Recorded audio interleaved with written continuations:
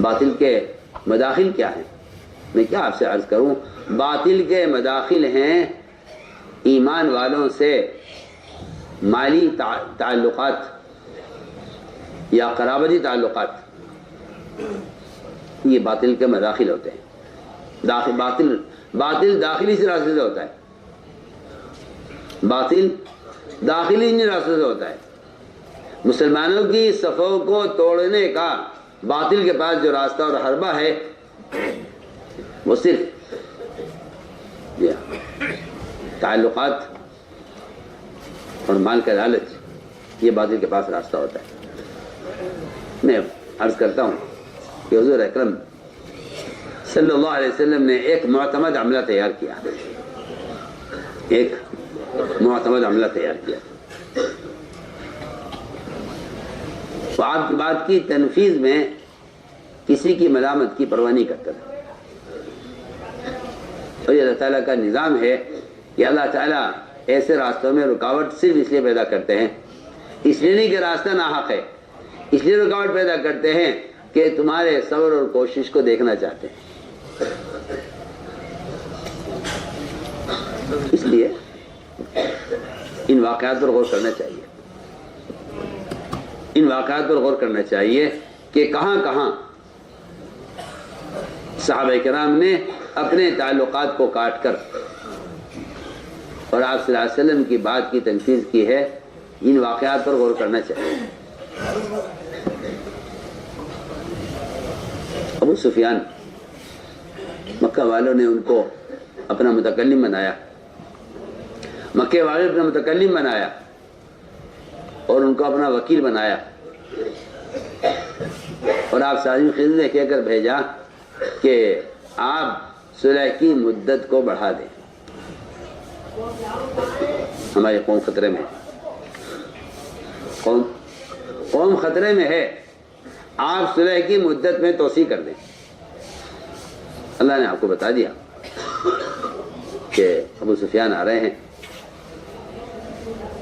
کفار کی طرف سے ایک مطالبہ لے کر آپ فرمایا صحابہ سے کہ دیکھو ابو سفیان آ رہے ہیں، ابو سفیان آ رہے ہیں ایک مطالبہ لے کر، اس کو راضی کر کے اور اس کو مایوس کر کے بھیجنا ہے۔ حالانکہ معاملہ کوئی اتنا آسان نہیں تھا، معاملہ جو سخت تھا کہ ان کے قریبی رشتہ دار، ان کے خاص متعلقین، ان کے باپ، ان کے بھائی، ان کے خونی رشتے خطرے میں تھے۔ آپ جب چاہتے حملہ کر دیتے، اس لیے کہ قریش نے بدعہدی کی تھی، قریش نے بدعہدی کی، پھر ڈرے اور آپ سے درخواست کی رشتہ داری کا واسطہ دے کر کہ آپ صلح کی مدت میں توسیع کر دیں۔ ابو سفیان مطالبہ لے کر آئے تو سب سے پہلے خیال یہ ہوا کہ ان کے مشیر خاص ہیں ابوبکر صدیق رضی اللہ تعالیٰ عنہ، نرم دل آدمی ہیں، ان سے بات کی جائے۔ میں بہت ضروری بات عرض کر رہا ہوں، عملے کو کیسے توڑنا ہے، کفار اس کے بڑے ماہر تھے جی، عملے کو کیسے توڑنا ہے، اور مرکزی مقام سے عملے کا، ان کے عملے کا مرکزی مقام سے تعلق کیسے توڑا جائے، میں اس کے لیے بہت ضروری بات آپ سے عرض کر رہا ہوں۔ کیونکہ ایک مجموعہ منتخب ہوتا ہے ہر زمانے میں دینی تنظیموں اور دینی تحریکوں کی حفاظت کے لیے اور ان کی جو ہے ان کے قیام کے لیے، میں بہت ضروری بات عرض کر رہا ہوں۔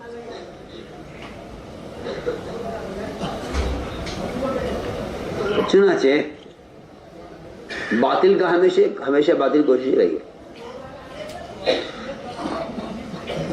کہ ان کی جو اجتماعیت ہے اس کو توڑا جائے، اس کے توڑنے کی کوشش لالچ سے بھی ہوتی ہے، ملامت سے بھی ہوتی ہے. آپ غور کیجیے گا، جب کعب بن مالک رضی اللہ عنہ کے ساتھیوں کے ساتھ اللہ تعالیٰ کی، اللہ کے رسول کی ناراضگی ہوئی اللہ کے راستے میں نکلنے میں، صرف تاخیر پر، انکار پر نہیں، صرف تاخیر پر، تو غسان بادشاہ نے خط لکھا کعب بن مالک کو کہ تم ہمارے پاس آ جاؤ. میں آپ سے کہتا ہوں کہ آپ صحت پر غور کریں، عملے کے کو توڑنے کا کفر کے پاس بہترین موقع جب ہوتا ہے جب آپس میں کسی بات پر اختلاف ہو جائے.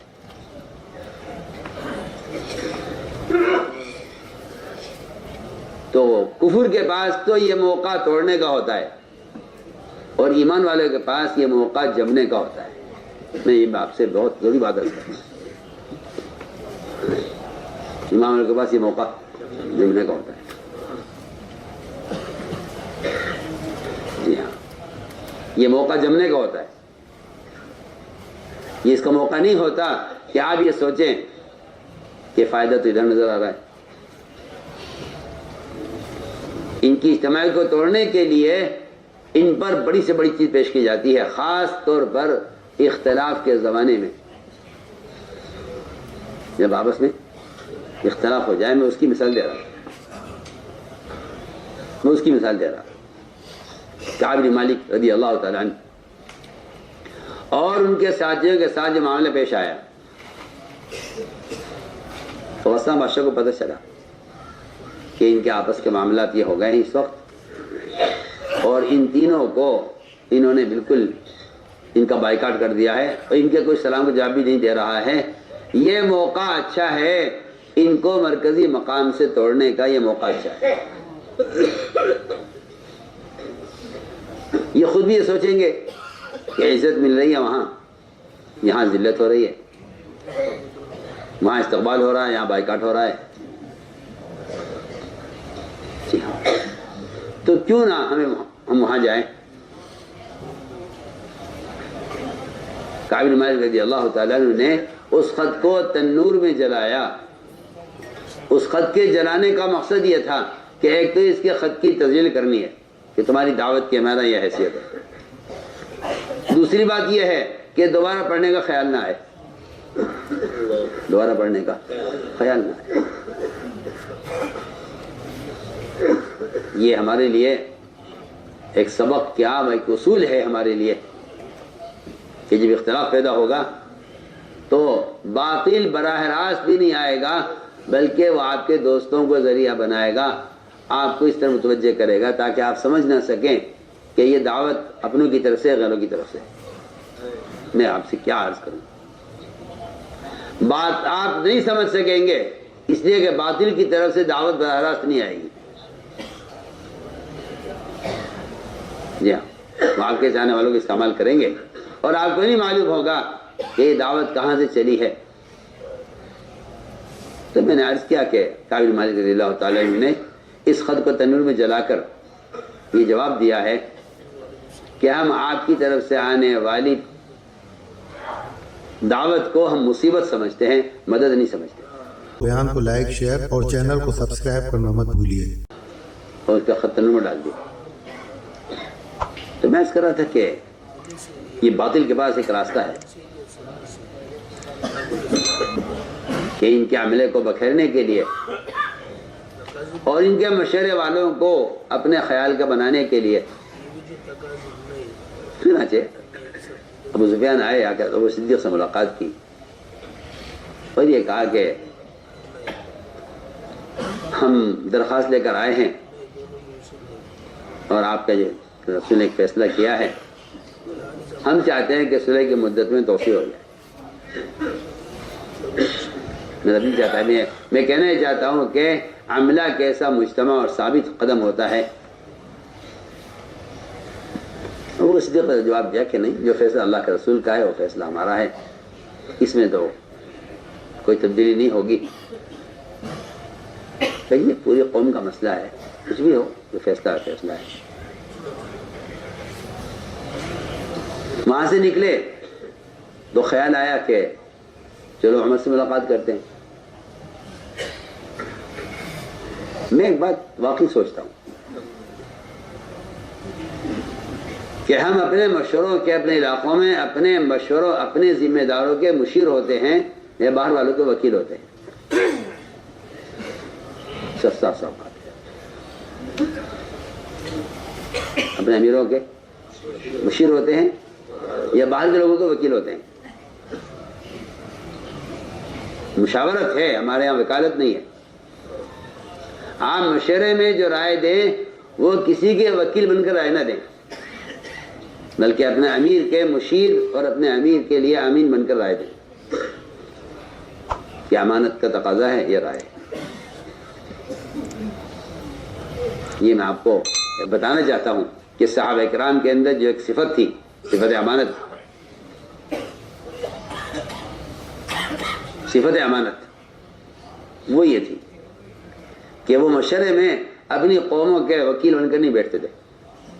وہ اپنی قوموں کے وکیل بن کر نہیں بیٹھتے تھے، وہ آپ کے امانت دار مشیر بن کر بیٹھتے تھے. اس لیے آپ دیکھیں گے بعض موقعوں پر صحابہ کرام سے جب ان کے سگے بھائیوں کے بارے میں مشورہ لیا گیا تو کہا جی ہماری تو رائے یہ ہے کہ ہر ایک اپنے رشتے دار کو قتل کرے، ہر ایک اپنے رشتے دار کو قتل کرے. علی سے کہیں کہ عقیل کو قتل کریں، عمر سے کہیں کہ اپنے خاندان کے اپنے آدمی کو قتل کرے. ہر ایک اپنے قرابت دار کو اپنے ہاتھ سے قتل کرے، یہ بتانے کے لیے کہ ہمارے دل میں کفر کی ذرہ برابر محبت ہمارے دل میں نہیں ہے. جی ہاں، اللہ تعالیٰ کو یہ فیصلہ پسند نہیں تھا. ہم دیکھیں تو صحیح کہ آپ کے دل میں محمد صلی اللہ علیہ وسلم کی محبت ہے یا ان سے مقابلہ کرنے والوں سے کوئی تعلق آپ کا باقی نہیں. چنانچہ عمر کے پاس گیا، عمر نے تو سخت جواب دیا، آیا کہ تمہارا پچھلا معاہدہ بھی ختم ہو، کوئی نیا عہد کر لو، اللہ اس کو بھی توڑ دے، ہمارا کوئی گنجائش نہیں. جو فیصلہ اللہ کے نبی کا ہے وہ ہمارا فیصلہ ہے. پھر خیال آیا کہ آپ کی بیٹی سے بس فاطمہ سے ملاقات کریں. ان سے جا کر کہا اگر تم ابا جان سے ہماری بات پہنچا دو ان تک اور ہماری سفارش کر دو تو ہم تمہیں ساری عورتوں کا سردار بنا لیں گے. انہوں نے کہا کہ کیا بات کر رہے ہو ابو سفیان، وہ تو جو اللہ کے نبی کا فیصلہ ہمارا فیصلہ ہے.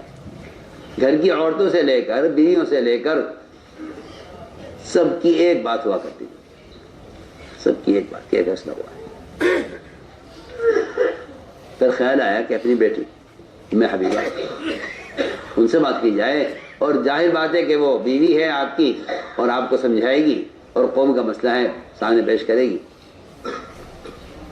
ان کے پاس گئے، وہ میں حبیبہ کے پاس پہنچے تو فوراً بیٹھنے لگے آپ کے بستر پر، کیونکہ آپ صلی اللہ علیہ وسلم کا گھرانہ ہے، آپ تشریف لے جاتے حبیبہ کے یہاں. وہ جیسے بیٹھنے لگے تو انہوں نے کہا کہ ارے ٹھہر جا، تو ناپاک ہے، مشرک ہے، یہ پاک بستر آپ صلی اللہ علیہ وسلم کے پھر وحی آتی ہے، ابھی ذرا کھڑا رہے. حالانکہ باپ ہے، کیا بھی کھڑا رہو. انہوں نے بستر لپیٹا، آپ کا ایک طرف رکھا، میں بیٹھے چارپائی پر. کیا بات ہے، کیسے آنا ہوا؟ کہ بھائی تمہاری پوری قوم کا مسئلہ ہے، تم اللہ کے نبی سے بات کر لو. انہوں نے صاف صاف جواب دیا، کہا کہ نہیں، جو فیصلہ اللہ کے رسول کا فیصلہ ہمارا ہے. جتنے بھی تعلقات ہو سکتے تھے سارے استعمال کر لیے، لیکن سب کی ایک بات، سب کا ایک. تو میں عرض کر رہا تھا کہ اتنا معتمد عملہ تیار کیا گیا تھا اور اتنا معتمد عملہ مجتمع تھا جس سے حق قائم ہوتا ہے، جس سے حق قائم ہوتا ہے. تو ہم نے عرض کیا کہ اصل چیز یہ ہے کہ عملے کے اندر، عملے میں امانت داری ہو، عملے میں امانت داری ہو، عملے امانت داری ہے کہ وہ حق کی بات کو کی تنفیذ کرنے میں اپنے ذاتی تعلقات کی طرف کوئی توجہ نہ دیں. تو اس طرح حضور اکرم صلی اللہ علیہ وسلم نے آپ کے بہت سے صحابہ کے واقعات اس طرح کے ہیں جس میں صحابہ میں ایمان قائم کیا ہے.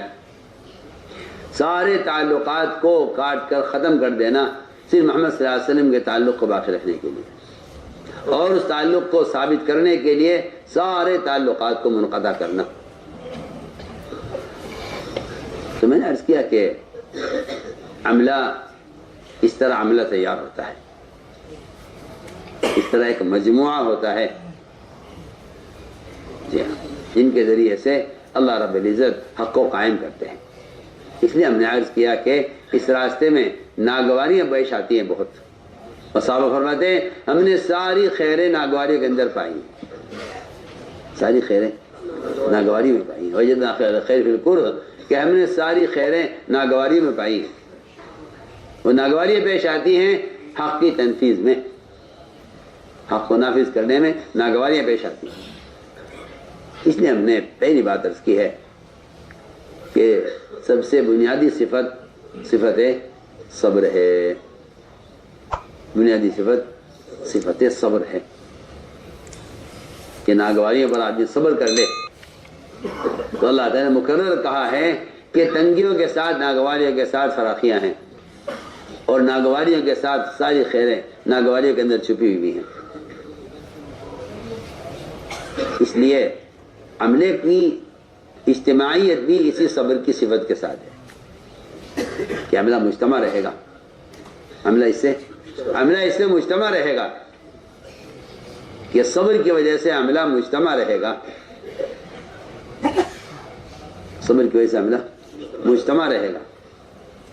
اور اللہ تعالیٰ کی جو مددیں ہیں اور نصرتیں ہیں، اس میں کوئی شک نہیں ہے کہ وہ ساری مددیں اور نصرتیں وہ اجتماعیت کے ساتھ ہیں، وہ اجتماعیت کے ساتھ ہیں. ساری مددیں وہ اجتماعیت کے ساتھ ہیں. اجتماعیت کا یہ پہلا سبب ہے کہ عملہ صبر کرے. اگر عملہ صبر پر نہیں ہے تو مجتمع نہیں رہے گا. عملہ اگر صبر پر نہیں ہے تو عملہ مجتمع نہیں رہے گا. عملے کی اجتماعیت وہ اصل صبر کے ساتھ ہے، عملے کی اجتماعیت صبر کے ساتھ ہے. اور فرمایا کہ یہ سب سے بنیادی چیز ہے صبر. اور یہ صبر فرمایا کہ اس میں جو ناگواریاں پیش آئیں آدمی اس کو اللہ کے لیے برداشت کرتا چلا جائے. لیکن جہاں جذبہ انتقام کا ہوتا ہے، جہاں جذبہ انتقام کا ہوتا ہے، جہاں جذبہ انتقام کا ہوتا ہے وہاں صبر کا جذبہ نہیں ہوتا. حضور اکرم صلی اللہ علیہ وسلم نے اپنے صحابہ کو اس کا عادی بنایا تھا. انتقام کے جذبے کو ہٹا کر آپ صلی اللہ علیہ وسلم نے ستانے والوں کے اکرام کا جذبہ صحابہ میں پیدا کیا. ستانے والوں کا اکرام کرو، اس لیے کہ جو تعصب پیدا ہوتا ہے اکرام کے چھوڑ دینے سے. جہاں انتقام کا جذبہ ہوتا ہے وہاں تعصب پیدا ہوتا ہے. جہاں اکرام کا جذبہ ہوتا ہے کہ اکرام وہ تو یہ کہے کہ تعصب کی چٹانوں کو اور تعصب کی دیواروں کو ڈھا دیتا ہے، جہاں اکرام ہوتا ہے. اس لیے میرے بزرگ دوستوں عزیزوں، سب سے بنیادی چیز وہ آپس کی اجتماعیت ہے، وہ آپس کی اجتماعیت ہے. جو اجتماعیت صبر سے ہی باقی رہ سکتی ہے. جہاں آدمی صبر نہیں کرے گا وہاں وہ اجتماعیت سے نکل جائے گا. جہاں صبر نہیں ہوگا وہاں میں نے غور کیا ہے، جہاں صبر نہیں ہوگا وہاں انتشار ہوگا، جہاں صبر نہیں ہوگا وہاں انتشار ہوگا. بیان آپ کو پسند آیا ہو تو بیان کو لائک، شیئر اور چینل کو سبسکرائب کرنا مت بھولیے. کمنٹس میں اپنی رائے کا اظہار ضرور کیجیے.